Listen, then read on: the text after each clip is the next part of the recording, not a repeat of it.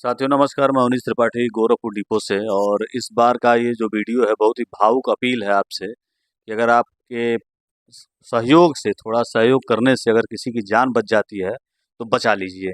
इस बार आपके हाथ में मौका है और एक बेचारा परिचालक जो है परेशान है, ज़िंदगी और मौत की लड़ाई लड़ रहा है पीजीआई में, और उसको रक्त से संबंधित एक बीमारी हो गई है। जिस बीमारी का इलाज कराने में कम से कम 80 से 90 हज़ार रुपया प्रति महीने का खर्च है। ये अभी शुरुआती दौर में जो सूचनाएँ मिल रही हैं उसके हिसाब से स्थिति बहुत ख़राब है। और 3 बच्चे हैं, 3 बच्चियाँ हैं और 1 बच्चा है। बेचारा 17,000 के फिक्सेशन के चक्कर में उसने बड़ी मेहनत किया, 2-3 साल इतना मेहनत किया और 17,000 फिक्सेशन में आ भी गया, और 17,000 फिक्सेशन वाला वेतन भी उठा रहा था फिलहाल। लेकिन ढाबे का खाना, रात भर ना सोना, बसों में ड्यूटी करना, तमाम चीज़ें हैं, कहीं न कहीं बीमारी का कारण हो सकती हैं।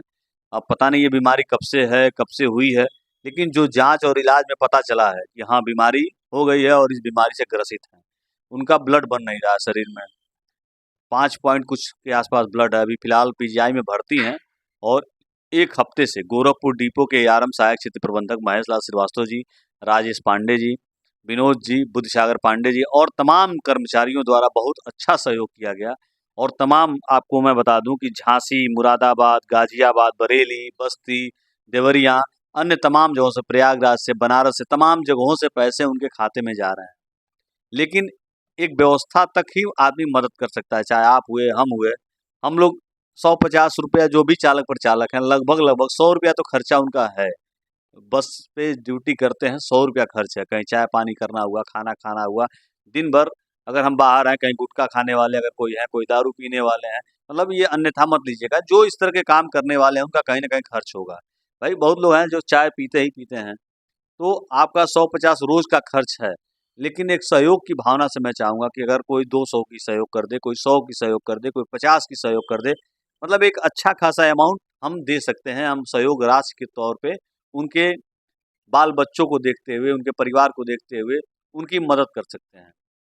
क्योंकि परिचालक अपने ही परिवार का है, और हर परिचालक अपना दर्द महसूस कर सकता है, अपनी स्थिति जान सकता है कि हमारी स्थिति क्या है। बहुत सारे ऐसे परिचालक हैं जिनको एक्सीडेंट में पैर गँवाना पड़ा, जिनका हाथ टूट गया, जिनकी तमाम दवाई, बीमारी और व्यवस्थाएँ हैं।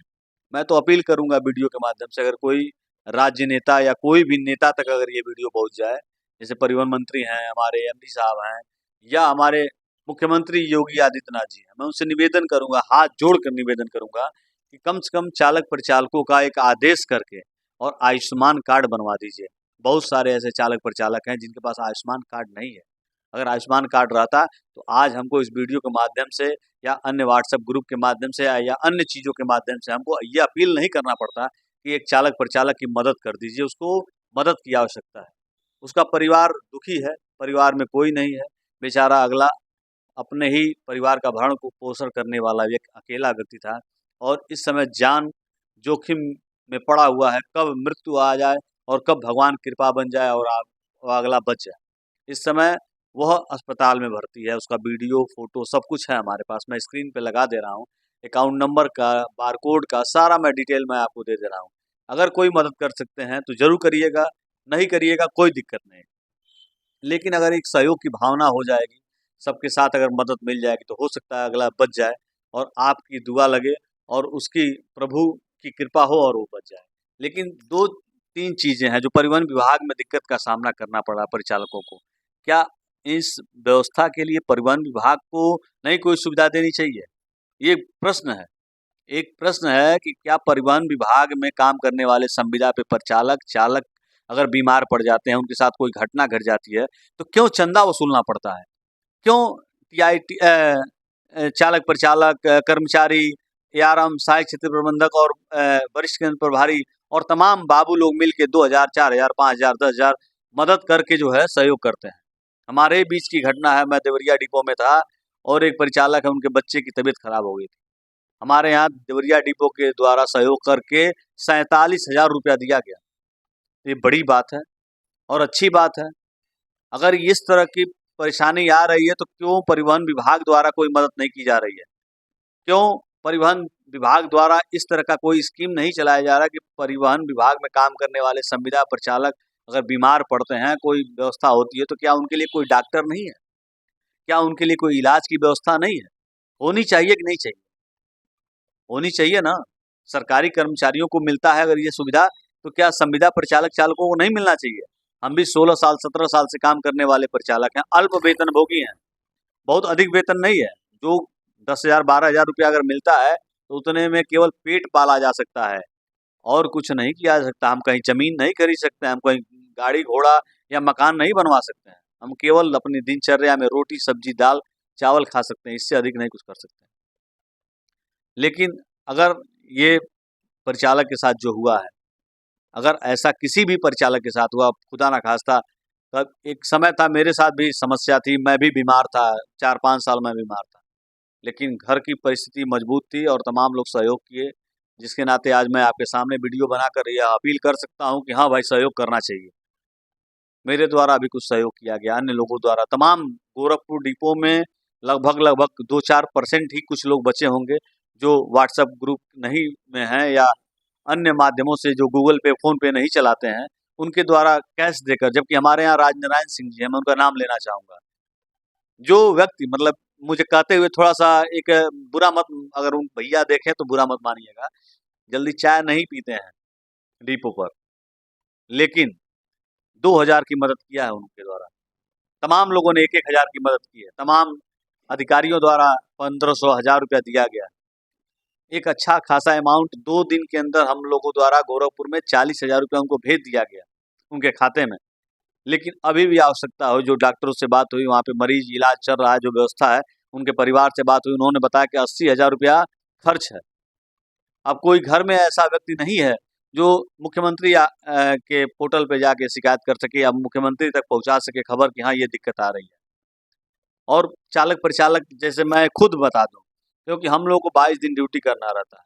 हमारे पास इतना समय नहीं है कि हम जाकर एक एप्लीकेशन लिखकर और विधायक से, सांसद से मिलकर और ये व्यवस्थाओं को कर सकें। लेकिन ये विभाग के द्वारा अगर कुछ मदद कर दी जाए, विभाग के द्वारा सहयोग किया जाए, कम से कम पहली किस्त तो हम 80,000 दे पाएँ। हमारी मंशा ये है, हमारी चाहत ये है कि अगर पहली किस्त हम दे पाते हैं, तो एक अच्छा काम हो जाएगा। हो सकता है उनको समय मिल जाए और तब जाके मुख्यमंत्री राहत कोष से उनको पैसा मिल जाए या सांसद निधि से पैसा मिल जाए, विधायक निधि से पैसा मिल जाए। तो ये सुविधाएँ हैं। लगभग-लगभग जो सूचनाएँ मिल रही हैं, उनको कैंसर की दिक्कत आ गई है। मैं कहना नहीं चाहता था, लेकिन अब निकल गया है। तो ये समस्याएँ हैं, इन समस्याओं का समाधान कैसे होगा, इस पर विचार करना चाहिए। मैं तो एक चाह रहा हूँ कि सारे लोग अगर आदेश करें, निर्देश करें, तो मैं खुद 2, 4, 5, 10 लोगों से एक ग्रुप बनाकर और एक खाता मैं खुलवा देना चाहता हूँ, जिसमें संविदा के चालक-परिचालक जो है महीने में ₹10, ₹20, ₹50 तक अगर मदद करें, तो अगर पूरे प्रदेश में कोई भी परिचालक के साथ, चालक के साथ अगर इस तरह की स्थिति आती है, तो उस कोष से पैसा निकाल कर डायरेक्ट उसके खाते में दे दिया जाए, डायरेक्ट उसके पास पहुँचा दिया जाए। अगर कोई चालक-परिचालक की मृत्यु हो जाती है, तो उसके बच्चे की, एक बच्चे की पढ़ाई की जो व्यवस्था है, वो हम लोगों द्वारा की जाए।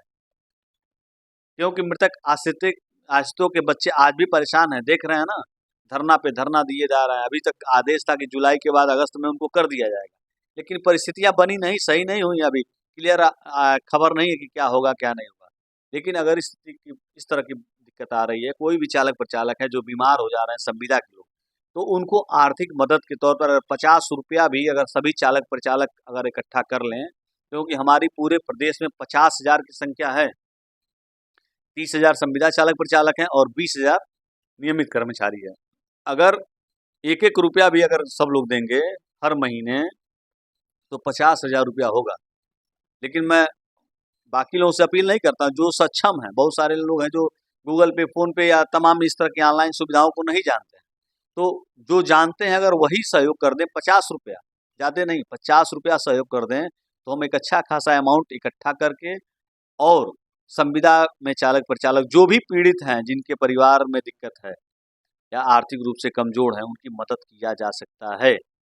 तो मैं अपना भी बारकोड दे दे रहा हूँ और के पाठक जी, कृष्ण कुमार पाठक नाम है उन परिचालक का, आप फ़ोटो देखे होंगे, बीमार पड़े हुए हैं। तो उनको भी मदद हो जाए और एक व्यवस्था हो जाए, जिससे कि हम लोग आर्थिक तौर पे सहयोग कर सकें। अगर ये संविदा नियमावली लागू हो जाएगी तो इस तरह की दिक्कत नहीं आएगी। उसमें हमको सुविधा मिलेगी कि हाँ, संविदा चालक प्रचालक जो हैं, उनको ये सुविधा मिलनी चाहिए।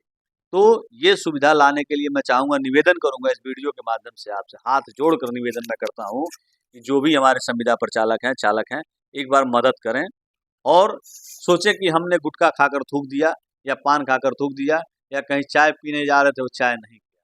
मैं आपसे ज़्यादा की अपील नहीं करूँगा, 100, 50, 150 तक अगर आप मदद कर देंगे तो बहुत हो जाएगा। बहुत-बहुत धन्यवाद। वीडियो को शेयर ज़रूर करिएगा ताकि अन्य लोगों तक पहुँचे और कृष्ण कुमार पाठक जी की जान बचाई जा सके। बहुत-बहुत धन्यवाद। नमस्कार।